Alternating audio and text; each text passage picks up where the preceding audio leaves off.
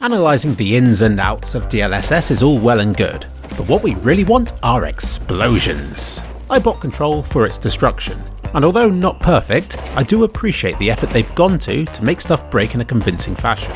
Not that you'll be able to appreciate it when in combat, but at least you know that, hidden somewhere inside that cloud of fog, colour correction and anti-aliasing, there are advanced and accurate physics simulations going on.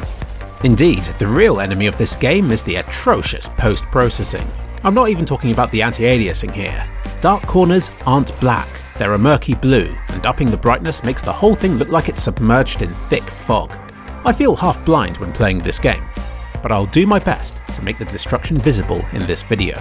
At the core of the destruction in Control has to be these tables. Not only do a number of destructible items sit on top of them, but they themselves are perched above destructible cabinets.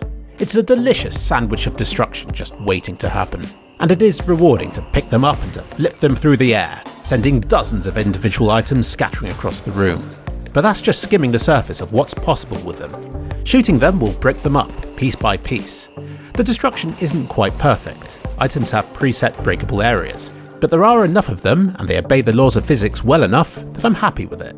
If I shoot a gap on one end of the table and then the other, the bit in the middle will separate and fall onto the floor. For this to happen though, you do have to break it away from any of the surrounding parts. Sadly, you can't just shoot out strategic spots and wait for the table to tear itself apart at stress points. Anyway, the way these tables interact with items around them is pretty decent, so I'll give the table destruction physics in this game a solid 8 out of 10. Some walls are made with the same material and get suitably smashed up during a gunfight. I won't bother to rate these separately since they're practically identical to the table surfaces, but I do like the walls that are kitted out in a destructible layer such as this one. Onto these plastic chairs. Again, if you break a bit off, it won't just hover in the air but will instead fall to the ground convincingly. But if we shoot the top corner of each of these 4 chairs off, you'll see that the damage is identical thanks to the pre-modelled destruction areas. I didn't find these chairs quite as convincing as the tables, as sometimes they'd ignore gunshots, while having a tendency to overreact to others. The legs can also be shot out and separated from one another, but I didn't find it too rewarding to do so. These chairs have potential for greatness, but sadly right now they're deeply flawed. 6 out of 10.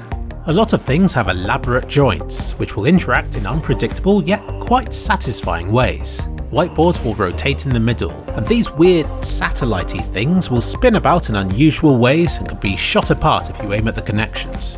It's pretty obvious that these things were simply made to showcase the physics and ray tracing in this game, but why not? The water dispensers in this game have an interesting, soft join between the water barrel and the body. It almost behaves like a punching bag, flopping about like it's about to break away. But it's more sturdily connected to its base than you might first imagine. The moment you shoot or launch it, bits of the item will blow up and water is poured all over the floor. The destruction here is nowhere near as detailed as on the tables and chairs, but credit has to be given to the water itself for making the surface deliciously reflective, making it one of the best showcases of ray traced reflections that you'll find in this game. But for destruction, I'll only give it 3 out of 10. Also worth mentioning, but almost impossible to spot, is how the ground under active water sprinklers gets gradually wetter over time, just the way it should. Smash stuff into walls in this game and they'll crack and deform quite convincingly. This is all just an illusion though. As good as they might look, the effect is just 2D, and you'll never tunnel out a hole through it like you would in Red Faction. For destruction I'd give it 2 out of 10, but I've got to admit it looks nice and passes for 3D destruction at a glance, so yeah, still 2 out of 10. The game redeems itself on the pillars and waist-high barriers. These are destructible to a high degree. They first need breaking apart by you flinging something solid at them, or by firing almost a full magazine into them. They'll crack into parts, which can then be shot out and which will respond with proper physics and stuff. Sometimes this rubble feels a little bit weightless, as your character will kick it about like it's polystyrene. And these pillars aren't fully breakable. They have an indestructible core, but are coated with enough breakable material that I'll forgive them for that. Some bits would repair themselves if I ran far enough away, but other bits, like the pillars, remained unrepaired. Good for them. I give this 8 out of 10.